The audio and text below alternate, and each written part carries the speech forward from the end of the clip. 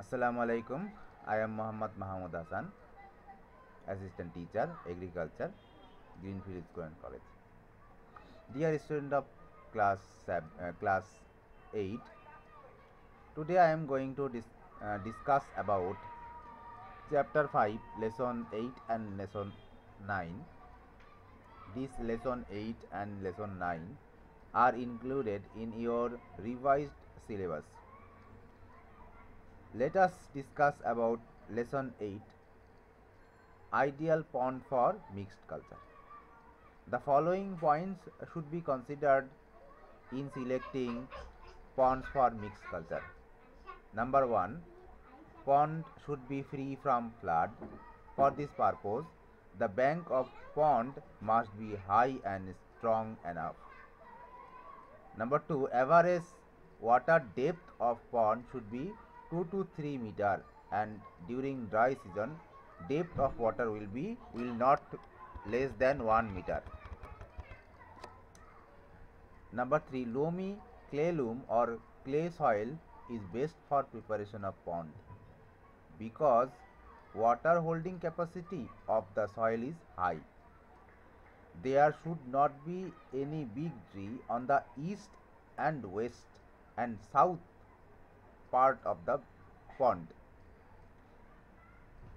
The pond will be located in the open area for easy access of light and air. Size of pond should be 30 to 50 decimal for better management. There should not be any carnivorous fish and harmful insect. The pond should be free from weed. The bottom layer of pond should not be too muddy. Fish lives in water. The water quality of pond directly affect on aquaculture. The following characteristics should be considered for water quality of a productive pond. আজকে lesson 8 নিয়ে আমরা আলোচনা করব এবং lesson 9 নিয়ে আমরা আলোচনা করব। প্রথমে 8 এর যে টপিক সেটা হলো মিক্সড কালচারের মাধ্যমে আমরা যে পন্ডটা তৈরি করব, যে পন্ডে আমরা মিক্সড কালচার করব সেই পন্ডের কিছু ক্যারেক্টারিস্টিক্স আমরা জানব। মানে কোনো পন্ডে বিভিন্ন রকম মাছ একসাথে কাল্টিভেট করা হয়, তো সেই ধরনের পন্ডকে বলা হয় মিক্সড পন্ড। তো এই ধরনের পন্ডগুলো হতে হবে এমন একটা স্থানে যেখানে বন্যার পানি ওঠে না, যেখানের পন্ডের গভীরতা 2 থেকে 3 মিটার হবে। এর যে পন্ডের তলায় যে মাটিটা থাকবে সেই মাটিটা অবশ্যই এমন মাটি হতে হবে যে মাটিতে পানি ধরে রাখার ক্ষমতা বেশি। সেক্ষেত্রে আমরা লুমি ক্লে লুম সয়েল দেওয়ার চেষ্টা করব। পূর্ব, পশ্চিম এবং দক্ষিণ দিকে কোনো গাছপালা থাকলে চলবে না, কারণ এই 3 দিকে যদি গাছপালা থাকে তাহলে আলো বাতাস কোনো কিছুই পুকুরে যেতে পারবে না। পুকুরটা একটা খোলামেলা জায়গায় হতে হবে যাতে আলো বাতাসের কোনো সমস্যা না হয়। পুকুরের যে সাইজ সেটা 30 থেকে 50 শতক হলে ভালো। এই পুকুরের ভিতরে কোনো রাক্ষসে মাছ বা কার্নিভোরাস মাছ আমরা ছাড়ব না, এমনকি কোনো ক্ষতিকর ইনসেক্ট যাতে না থাকে সেদিকে আমরা লক্ষ্য রাখব। এই পুকুরের ভিতরে কোনো উইড থাকলে চলবে না। উইড মানে হলো আগাছা থাকলে চলবে না। এবারে আমরা জানব যে পুকুরের কোয়ালিটি মেনটেন করার জন্য কি কি ক্যারেক্টারিস্টিক্স আমাদের থাকতে হবে, কি কি বৈশিষ্ট্য থাকতে হবে সেই সম্পর্কে। প্রথমে আছে depth of water. Plankton is the natural feed of fish. sunlight is necessary for the production of plankton. If the depth of pond water is more, then the sun rays cannot reach the bottom of the pond. In that case, sufficient plankton will not grow. On the other hand, if the depth of pond is low, the temperature of the water rises and weed may grow at the bottom of the pond.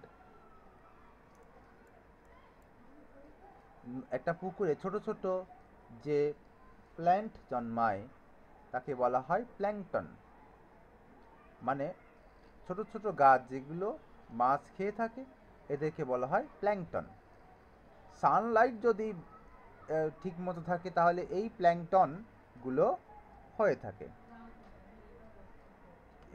যদি পুকুরের গভীরতা বেশি থাকে, Sunlight পুকুরের তলা পর্যন্ত যায় না।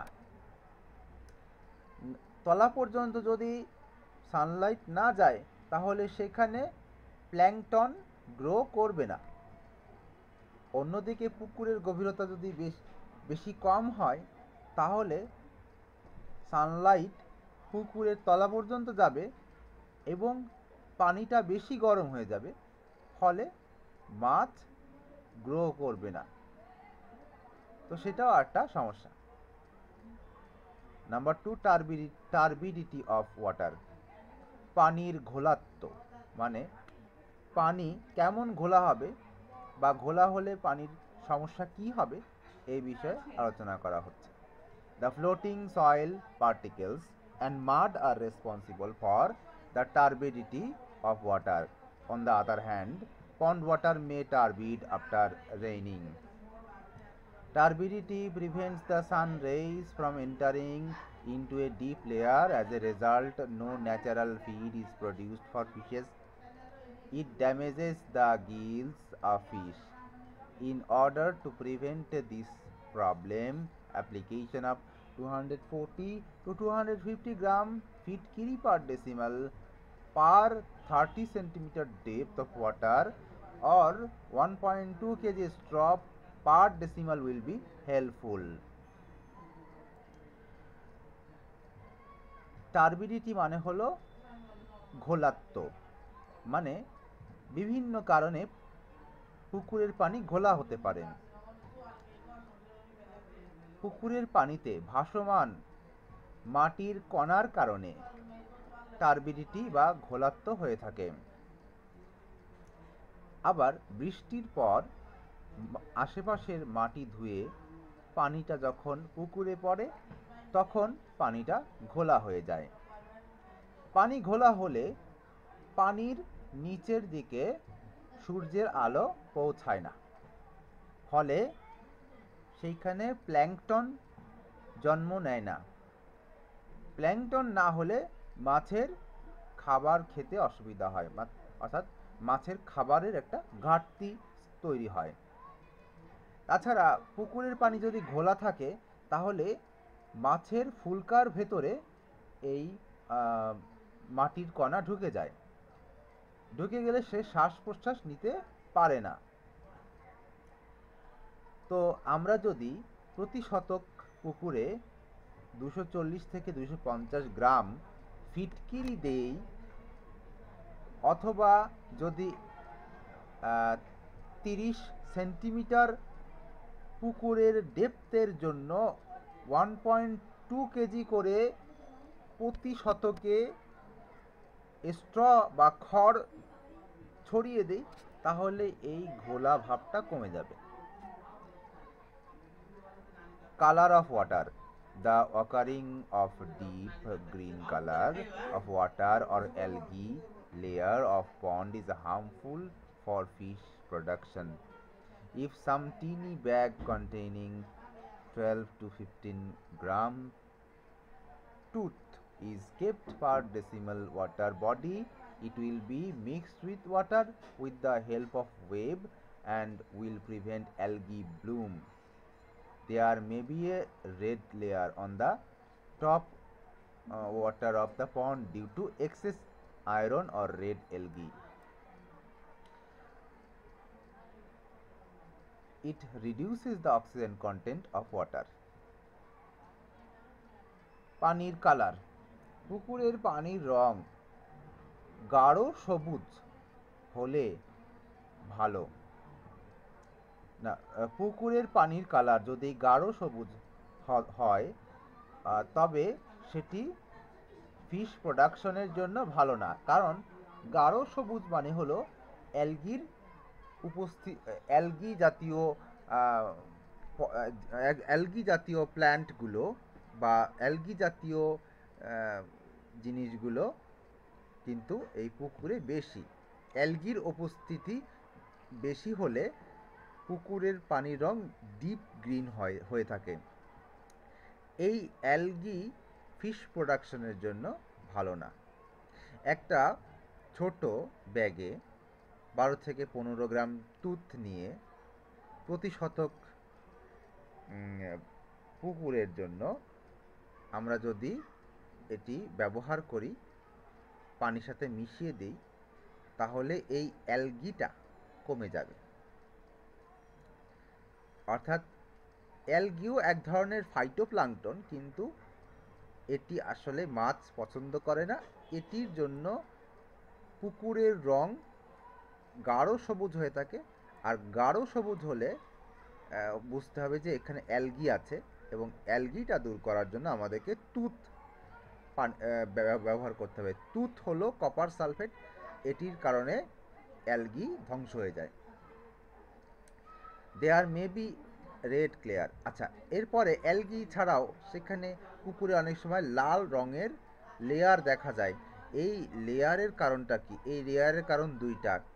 হয় পানিতে বেশি আয়রন আছে, না হলে সেখানে রেড অ্যালগি জন্মেছে। এই দুটো কারণে রং লাল হতে পারে। এই পানির রং যদি লাল হয়ে থাকে তাহলে বুঝতে হবে যে পানির ভেতরে অক্সিজেন কমে গেছে। Algae bloom can be removed by drawing twisted straw or banana leaves rope over the top of the water. পানির উপর দিয়ে যদি আমরা টুইস্টেড বা মোড়ানো খড় অথবা ব্যানানার পাতার দড়ি যদি আমরা কি করতে পারি, পানির উপর দিয়ে নাড়াচাড়া করতে পারি, তাহলে কিন্তু এই অ্যালগিটা দূর হয়ে যাবে। If the color of the water is light green, reddish green and brownish green, then it indicates adequate natural feed of phytoplankton has grown. যদি পানির রং হালকা সবুজ অথবা লালচে সবুজ অথবা বাদামি সবুজ হয়ে থাকে, তাহলে বুঝতে হবে যে পুকুরের পানিতে যথেষ্ট পরিমাণে ফাইটোপ্লাঙ্কটন রয়েছে। এবার temperature. The amount of dissolved of oxygen increases with the decreasing temperature of water and rate of feed consumption of fish reduces. On the other hand, the rate of feed consumption increases with increasing temperature of water. For this reason, reducing the application of fertilizer and supplementary feed during winter season, 200 to 30 degree Celsius temperature is best for rui type fish production. যদি পুকুরের temperature বেড়ে যায় তাহলে অক্সিজেনের পরিমাণ কমে যায়।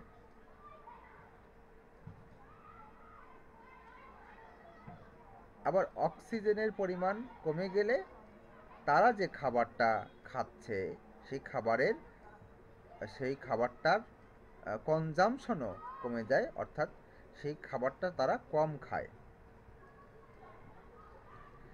তো এই কারণে আমাদের একটা অক্সিজেনের লেভেল মেনটেন করতে হবে, এবং সবথেকে ভালো হয় 25 থেকে 30 ডিগ্রি সেলসিয়াস তাপমাত্রা যদি আমরা ধরে রাখতে পারি, তাহলে রুই মাছ এর প্রোডাকশন ভালো হবে। Number 5, dissolved gas. Fish takes the required amount of oxygen for respiration from the dissolved oxygen of water with the help of gill. The oxygen content of pond water is reduced due to excess rotten characteristics of animal or plant and algae, cloudy environment, turbidity of water, excess iron, etc. present in water at the same time, amount of carbon dioxide and other poisonous gas increases. When oxygen level reduces in the pond water, fishes come to top of the water and takes feed with gasping. In order to remove this situation, beating pond water with bamboo and swimming in the pond may be helpful. Dissolved gas মানে পুকুরের পানিতে দ্রবীভূত বা mixed যে ওয়াটারটা থাকে সেই পুকুরের পানিতে যে অক্সিজেনটা মিক্স হয়ে থাকে সেই অক্সিজেনটাই কিন্তু মাছ গ্রহণ করে। কিন্তু পুকুরের পানির ভিতরে যদি পচা অ্যানিম্যাল অর প্লান্ট থাকে তবে সেই অ্যানিম্যাল অথবা প্লান্টগুলো এক্সেস অক্সিজেন কিন্তু নিয়ে নেয়। ক্লাউডি এনভায়রনমেন্ট, টার্বিডিটি ইত্যাদি কারণে এই অক্সিজেনটা কমে যায়।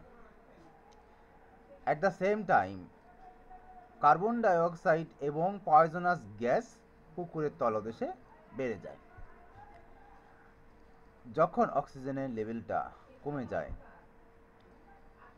পন্ড ওয়াটারের উপরে ফিশ উপরে উঠে আসে এবং কি করে, গাসপিং করে, মানে খাবি খায়। গাসপিং করা মানে হচ্ছে খাবি খাওয়া, মানে বারবার মুখ হা করতে থাকে। In order to remove this situation, মানে এই সিচুয়েশনটা যদি আমরা রিমুভ করতে চাই তাহলে আমাদেরকে পন্ড ওয়াটারের উপরে ব্যাম্বু দিয়ে দিতে হবে, অর্থাৎ কিছু বাঁশ কেটে কেটে ছেড়ে দিতে হবে এবং এই বাঁশটা দিয়ে পানিকে আঘাত করতে হবে, ফলে বাতাসের অক্সিজেনটা পানিতে সহজে ডিজলভ হয়ে উঠবে। এরপরে লেসন 9, এই লেসন 9টা আমরা নেক্সট ক্লাসে শিখব। তো আপাতত আমরা এই পর্যন্তই শিখলাম। Thanks for watching this video.